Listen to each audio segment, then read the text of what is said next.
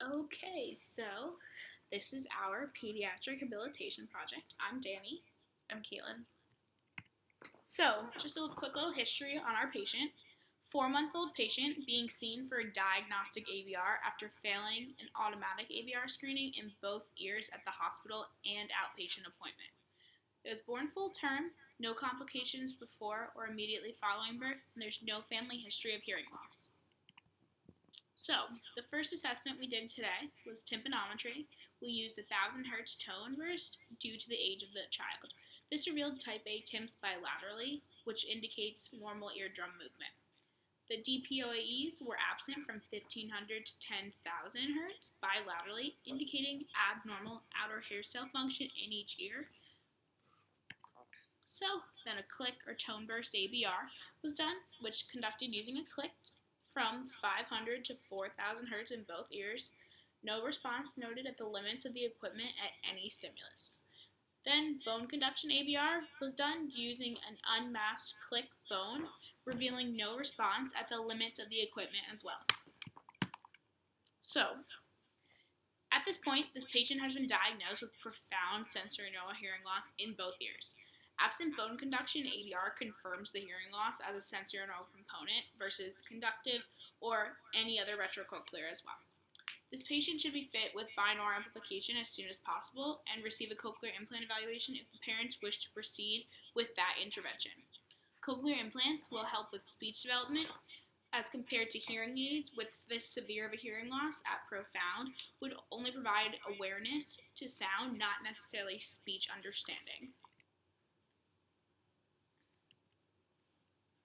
So the hearing aids that were chosen were the Phonak Sky V50 UP in precious pink with a tamper-proof battery door. The fitting algorithm used would be DSL and RECD measurements and real ear, as well as the child was still able to do that. Phonak was chosen due to the many safety features, including the indicator light, as well as Phonak's partnership with Advanced Bionics for hopefully future cochlear implantation if the parents decide to go that route. So our recommendations at this time were refer to an ENT due to newly diagnosed hearing loss, medical clearance for hearing aids, contact early steps for early intervention services, and further genetic testing, as well as ophthalmology evaluation. So a few other recommendations that we had for this were return to confirm the ABR results. Once confirmed, hearing aid evaluation should be scheduled. Monitor the hearing every 3 months, and then as well as a cochlear implant evaluation. If the parents wish to, manual communication may be implemented as well as enroll in our AR program to learn more about their child and their hearing loss. Let's just give them a little bit more information. I know it can be a lot for parents that are going through this with different children. If this is their first child, they might not know what to expect. So this just gives them a little bit more information as well as understanding as to what's going on and to come with their child. So, genetic testing was done and the MY07A marker was found. This is a member of the myosin gene family. So, what are myosins? According to Hugo, which is the Gene Nomenclature Committee, myosins are classified as mechanical-chemical proteins characterized by the presence of a motor domain, an actin-binding domain, a neck domain that can interact with other proteins, and a tail domain that serves as an anchor. Myosins are also classified as conventional and unconventional. This particular marker is considered unconventional. So a little bit more about this particular one. It is made in the inner eye. However, which is more important for us since we are audiologists, contributes to organization of the stereocilia in the hair bundles of the inner ear. Various studies show a link between this gene marker to be the cause of various types of hearing loss, including those associated with USH1B, which is also known as Usher syndrome 1, DFNA1, which is the dominant non-syndromatic deafness, or DFNB2, which is the recessive non-syndromatic deafness. So why is genetic testing important? It can help identify genetic abnormalities that may be present in other or any future siblings, help alleviate any parent guilt. Sometimes parents think it's something they did wrong during their pregnancy, but at the end of the day, sometimes it just comes down to genetics and there's nothing that can be done to prevent this. It also would help identify if the child would need any other referrals to other healthcare professionals depending on what the genetic testing reveals, such as different syndromes that may have specific characteristics or presentations. So for this particular child, with Usher syndrome being commonly linked to this gene marker, it also needs to be considered and evaluated. There are different classifications of Usher syndrome. However, this syndrome is typically associated with vision and hearing loss. Since this is known, it is recommended that the child be followed and monitored by an ophthalmologist. Okay, so also just a side note about all of our information from genetic testing and the gene that was found in this patient. Our references can be found on our AR document, our typed up bulleted one. So information about our program. This program is targeted for parents of deaf children. It reviews aspects of hearing aids and also an introduction to cochlear implants. A pamphlet will be provided to any parent whose child was diagnosed with severe to profound hearing loss. The class is free and will be held in the conference room of our office. So parents, welcome to week 1. Introduction. The goal of this program is to help the family become more accustomed to how your child's hearing aids work, basic troubleshooting, and learn about different options as your child grows. It's important that your child wears their hearing aids during all waking hours to make sure they receive optimal benefit from them. This class is designed to be hands-on, and feel free to ask any questions you may have. So the first thing we're going to go over is parts of your child's hearing aid. So here we have a picture of a phonak hearing aid. The bottom is the battery door, and that turns the hearing aid on and off. You have a volume control, however, those are disabled in your child's hearing aids. There are 2 microphones, and that's where sound is picked up, and the indicator light. So here is the key for the indicator light. I have extra copies if needed, however, they're included in all of the packets that you receive during the hearing aid fitting. So if you see a repeating single blink, you know the hearing aid is on. A repeating double blink, that means the hearing aid is on and in Roger program. This is not something you have to worry about right now. Then you guys have the Roger. And repeating triple blink means low battery. So insertion and removal. The ear mold is the first piece that goes in the ear. So if you look at this picture, the swirl color part, that's the ear mold.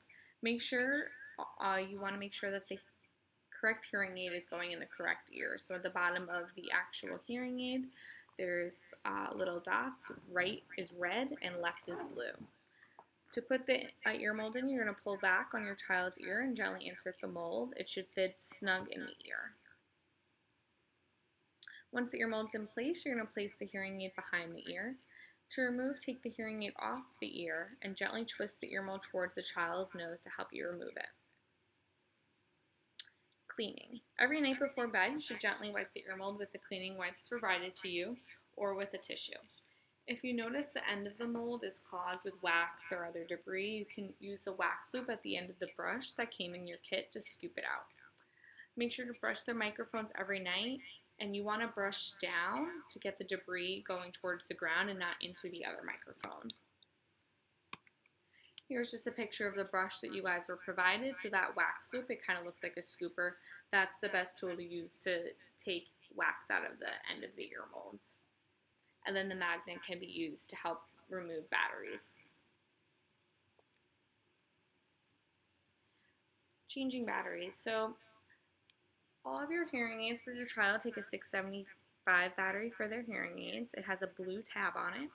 So if you're not receiving batteries from our office, if you go to Walgreens or Amazon, make sure that it's a 675 with the blue tab. To change the battery, you're going to take the tab off and wait a few minutes before putting it in. This makes sure you get the most life out of the battery. To put the battery in, you want to make sure the smooth side is facing up, and it can only fit one way. So if it doesn't seem like it's fitting, don't force it in. You may have it in backwards. A listening check.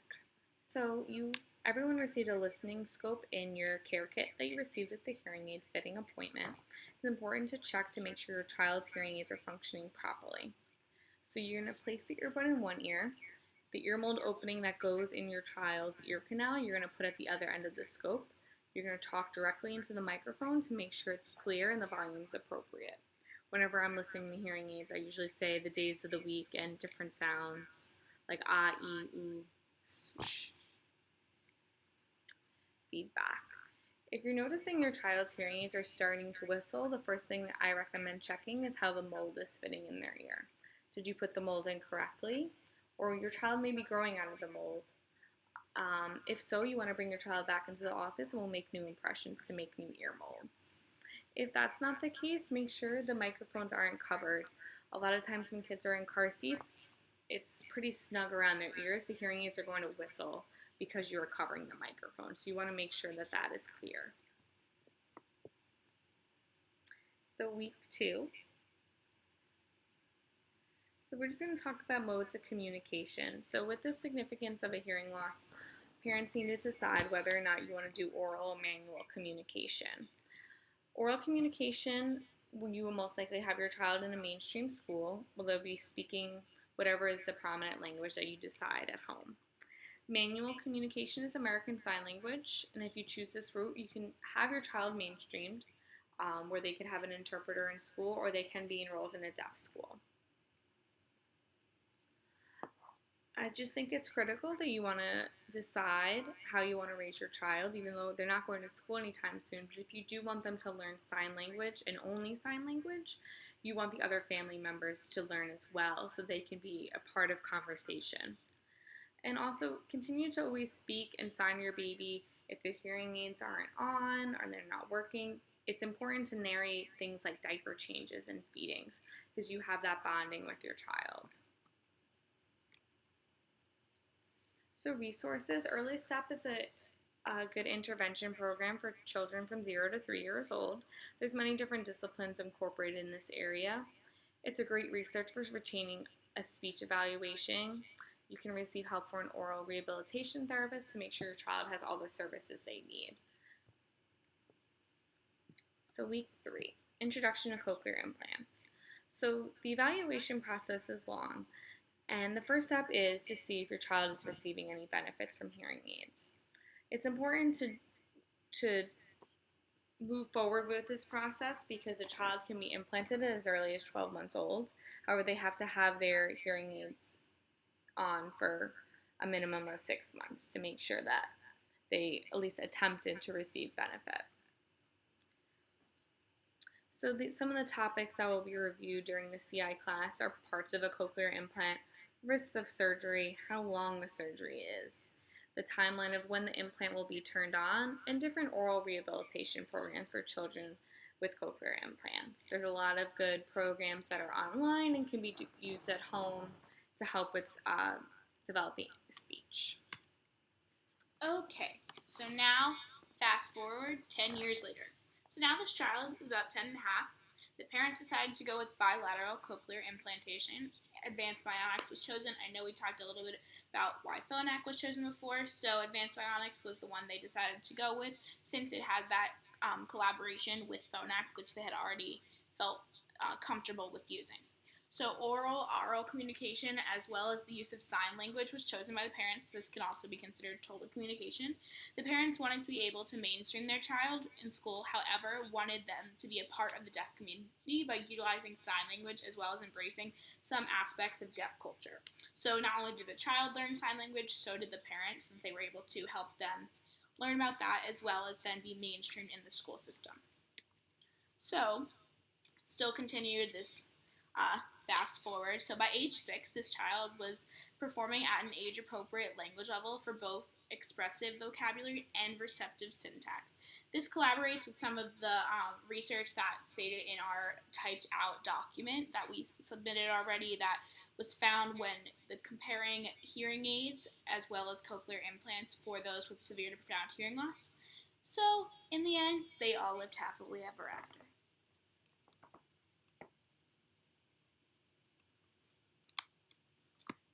Hope you have a great holiday.